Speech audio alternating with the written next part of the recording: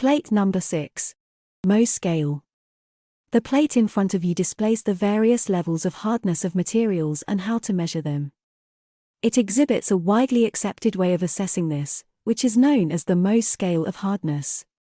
Geologists and engineers primarily use it to indicate the relative hardness of minerals. Minerals are usually created in nature through the crystallization of molten material, such as magma and lava, or from watery solutions and gases. Crystals form most minerals. A crystal is an arrangement with a uniform inner structure. Crystals come in different sizes and forms depending on how they are formed. The way crystals are internally arranged affects the shape and characteristics of minerals. Some physical properties of minerals include their density and hardness. When a mineral cracks, the hardness of the mineral determines how much it resists the penetration of another object. Minerals can be classified as either soft or hard, based on these characteristics. The Mohs scale follows a simple logic. A mineral or material that scratches another is harder and therefore ranked higher, and vice versa. If there is no winner in the rating comparison, there are similarly high levels of hardness. The Mohs scale goes from 1 to 10. 10 is the hardest. When we talk about scratching on the Mohs scale, it is not just any scratch, it is very precisely defined.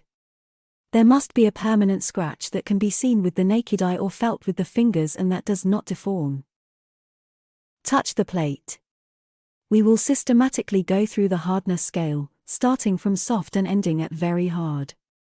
On the left side of the plate, you will touch 10 objects that are in a row. Each object represents a mineral. Beside every object, there is a rough green line leading to an empty rectangle. You will match corresponding rectangular tiles to the associated indentation. Each tile has the name and Mohs number in Braille. Additionally, there are 5 more rectangular tiles with Braille numbers, and empty rectangles on the right side of the plate. You will fill those with tiles featuring images of tools. These tools are durable enough to scratch specific minerals. In the bottom right corner is a QR code. Scan it with your phone to hear more about this plate whenever you like. Get the little plates ready and place them in the rectangular indentations next to each plate. Minerals and rocks are categorized into 4 groups according to the Mohs scale: soft, medium hard, hard, and very hard. Soft minerals belong to the first and second categories, they can be scratched by your fingernails. Minerals that are medium hard typically range from level 3 to 5 on the Mohs scale. At level 3, they can be scratched with a coin or a wire, while levels 4 and 5 require a steel knife to scratch. Hard minerals, which fall within the 6 to 9 range on the Mohs scale, are capable of scratching glass. A nail can still scratch level 6 minerals, but levels 7 and 8 can only be scratched by a diamond-tipped drill. Hard minerals with extreme durability are referred to as gem-hard, and rank number then on the hardness scale, capable of scratching any other material. On the Mohs scale, some materials do not fall neatly into categories of 1, 2, or 3, but rather have hardness values in between. For instance, dolomite has a hardness of 3.5, having the ability to scratch calcite but not fluorite. Numerous geologists utilize a set of 9 common minerals. Since diamond is extremely costly, they do not carry a sample with them. Rather, they employ the already mentioned objects for scribing. The common substances for specific levels of hardness comprise talc, rock salt, calcite, fluorite, apatite, feldspar, quartz, topaz, corundum, and diamond. Talc ranks as the least rigid material while diamond as the top rigid material. Listen to the descriptions of each mineral. Search for the Braille-labeled plate along with the corresponding number for the particular degree of hardness. Once you find the correct plate, put it onto the plate. You will need to find the rectangular tiles with the tools and put them in the correct slot on the plate. It may seem tricky at first, but with focus and moving step by step, it will be easy. 1. Talc, made of magnesium silicate. Talc is the softest mineral and has a greasy feel to it. You'll need to find the rectangular tiles with the tools and put them in the correct slot on the plate.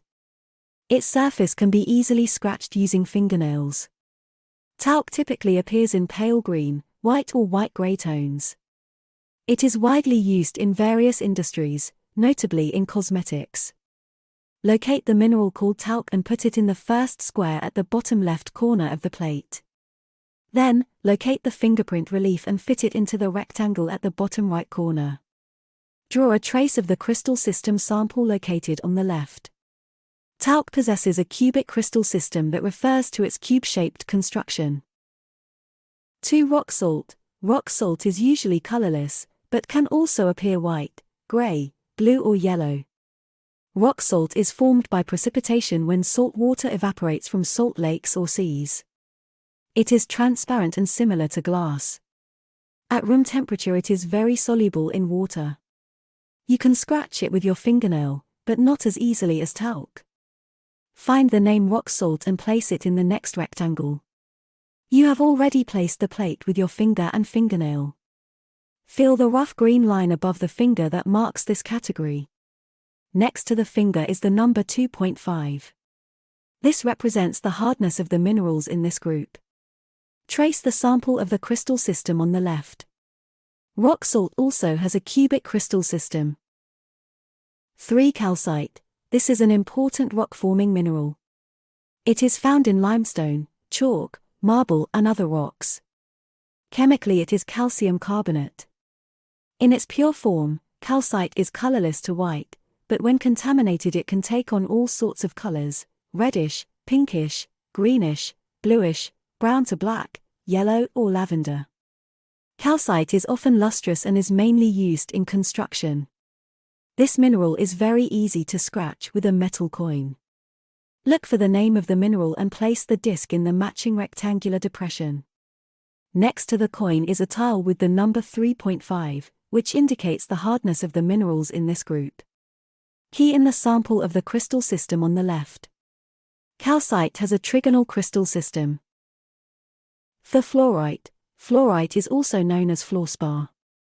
To be precise, fluorite is a calcium fluoride mineral. On the Mohs scale of hardness, it has a rating of 4, which means that it can be easily cut with a knife. It is often colorless.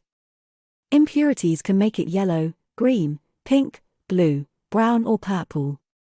It is mainly used in the chemical industry. Find the name of the mineral and put it in the next square. Find the plate with the knife and place it in the rectangle where it fits. Trace the sample of the crystal system on the left. Fluorite has a cubic crystal system. 5. Apatite. Apatite is a phosphate mineral that can occur in many colors in nature. It can take on almost any color. Apatite is used by the chemical industry to make artificial fertilizer. Microscopic crystals of apatite are found in the bones and teeth of all vertebrates, including humans. The coin is too soft to scratch apatite. But it works with a steel knife. Find the name of the mineral and write it in the next rectangle. Also note the rough green line above the knife, which marks this category. Beneath the knife is a plaque with the number 5.5. This indicates the hardness of the minerals in this group. Test the sample of the crystal system on the left. Apatite has a hexagonal crystal system. 6. Feldspar. Feldspar is a rock-forming mineral that makes up almost 2/3 of the Earth's crust. It is often colorless, but can also be grayish-yellow, greenish, white or pink. It is mainly used in the manufacture of ceramics and glazes. It cannot be scratched with a knife, but it can be scratched with a nail.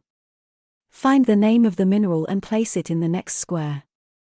Also find the relief of the nail and place it on the plate with the number 6.5. This is the hardness value of the minerals in this group. Feel the rough green line above the nail which indicates this category. Feel the crystal system sample. The crystal system is irregularly shaped and consists of short columnar crystals. Feldspar has a monoclinic crystal system. 8. Quartz. Quartz is also abundant in the Earth's crust. Chemically, quartz is silicon dioxide.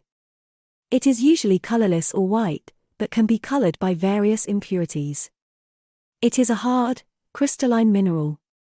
This mineral is easily cut by glass and even more easily by a diamond-tipped drill. Quartz only melts at very high temperatures. This is why quartz is used as a mold for metal parts. Liquid metal can be poured into the mold without the quartz losing its shape. Find the name of the mineral and place it in the next rectangle. Find the relief of the drill and place it in the matching rectangular depression. Trace the sample of the crystal system on the left. Quartz has a trigonal crystal system. 8. Topaz. Chemically, topaz is an aluminium silicate with an admixture of fluorine. It is a semi-precious stone. Its color is gray, pale yellow or brown, but sometimes purple, pink or light green. Topaz can scratch glass very easily. A diamond-tipped drill can damage topaz. Find the name of the mineral and place it in the next square. You have already placed the drill with a hardness of 7.5, which is below the drill. Also note the rough green line above the knife that marks this category. Trace the sample of the crystal system on the left. Topaz has an orthorhombic crystal system.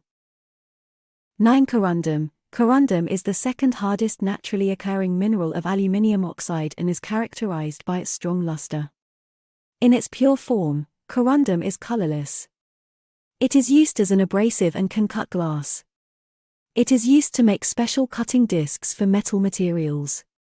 Find the name of the mineral and place it in the appropriate rectangle. Trace the sample crystal system on the left. Corundum has a hexagonal crystal system. 10. Diamond. A diamond is pure carbon. The carbon atoms are arranged in a cube. Its color varies from white to brown or yellow. Diamond is the hardest mineral and can cut anything. People use diamonds to cut glass or other gems. The only way to carve a diamond is to use a diamond that is even harder and sharper. That's why diamonds can only be cut and shaped with other diamonds. Find the name of the mineral and place it in the top rectangle. Trace the sample of the crystal system on the left. Diamond has a cubic crystal system. Now turn your attention to the whole tray and everything you have placed on it. Think about the contents of the plate. What can you tell about the different minerals and the Mohs scale of hardness?